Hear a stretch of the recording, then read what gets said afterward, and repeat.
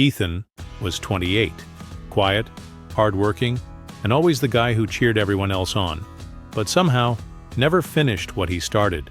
He had dreams to open his own fitness studio, to move out of his hometown, to stop waking up every day feeling behind.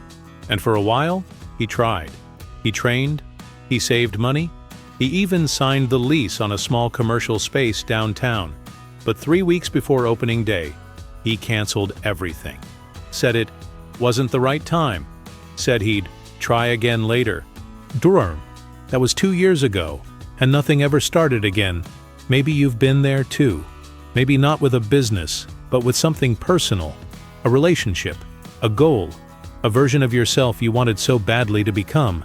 And just when it looked like the finish line was close enough to touch, something inside you whispered, "Not yet." And you listened. You stepped back. You shut down. You gave up. But here's the part no one talks about. That moment, the one right before everything changes, is supposed to feel like chaos. That's how growth works. It disguises progress as pressure. It makes hope feel like heaviness. And if you don't recognize it for what it is, you'll walk away from the breakthrough you've been begging for. So what if giving up wasn't a failure of strength, but a misunderstanding of timing? Here's what most people never realize. The moment you feel the most exhausted, the most uncertain, the most ready to let go, is usually the moment right before the shift happens. Not because the universe is testing you, but because change demands discomfort. And discomfort feels a lot like failure when you're in the middle of it. Ethan didn't quit because he was weak. He quit because everything started feeling heavy. The pressure, the fear of letting people down, the voice in his head saying, "What if this doesn't work?" That voice didn't show up when he was dreaming. It showed up when he was finally close to doing it. And the truth is, that's when it always shows up, right before the moment that matters most. You see, progress doesn't always feel like momentum.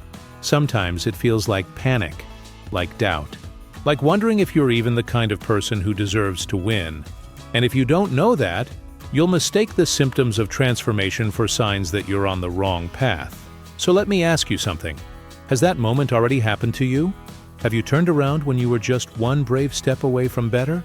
If this message is already hitting somewhere deep, maybe it's time to stop running from the weight and start walking through it. And if that idea resonates, you're not alone. This channel is for people like us, those building quietly, healing slowly, and still showing up. So if that's you, consider subscribing. You belong here. Think about this. Caterpillars dissolve into complete mush before they become butterflies. Not stretch, not grow, melt. Total transformation always looks like collapse in the middle. So maybe you weren't falling apart. Maybe you were just in the part no one posts about. The problem is, most of us were never taught how to stay steady when the ground starts shaking. We learned how to hustle, how to pretend we're fine, how to keep going with a smile. But we were never taught what to do when our own mind becomes the battlefield. So we quit, not because we're failures, but because we never had the tools to hold on when everything feels wrong but is actually going right. That's what Ethan never knew. That the fear he felt wasn't a red light. It was a sign that he was finally touching something real. That's what pressure is. The soul's alarm clock saying, "It's time." But if you've never been told that, you'll misread the whole experience. So let's change the story.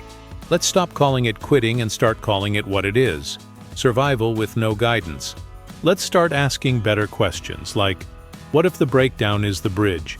What if it's not the end, but the edge? And more importantly, what would happen if this time you didn't turn back? Ethan still lives in that same city, but something changed last year. He didn't restart the business, not yet, but he did something quieter. He stayed. He didn't quit his new job when it got hard. He didn't walk away when he felt unseen. He didn't turn back just because the road got heavy again.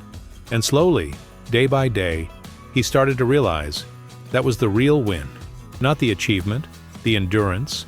And maybe that's your invitation too. Not to do something big, but to stay when every part of you wants to run.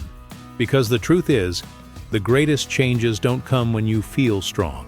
They come when you feel shaky and show up anyway. There's always a moment, right before the light breaks through. when the darkness feels final. But it's not. It's just the closing of a chapter you were never meant to stay in.